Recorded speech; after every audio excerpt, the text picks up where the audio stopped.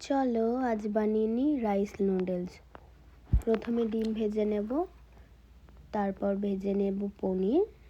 বাড়িতে অবশ্যই ট্রাই করে বলবে রাইস নুডলসটা কেমন ছিল। আর আমার ভিডিওগুলি ভালো লাগলে লাইক কমেন্ট শেয়ার করতে ভুলবেন না। তারপরে পেঁয়াজ ভেজে নেব, তার মধ্যে নুডলসটা দিয়ে দেব। যেভাবে করছি ঠিক সেভাবেই করো, একদমই মনে হবে না ঘরে বানানো।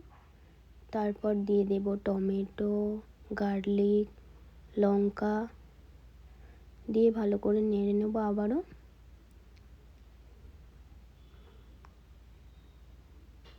তারপর দিয়ে দেব নুন। ভিডিওটি প্রথম থেকে শেষ অবধি দেখে যাবে। তারপর দিয়ে দিলাম গোলমরিচ আর ডিম পনির ভাজা।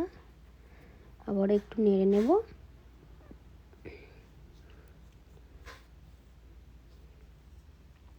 তারপরে অল্প কটা চিংড়ি আর চাইনিজ লিভস দিয়ে দিলাম। এখন নুডলস তৈরি হয়ে গেছে। কার কার নুডলস খেতে ভালো লাগে এভাবে বলে যাবে আমাকে। টাটা সবাইকে, ভালো থেকো, আবারও দেখা হবে।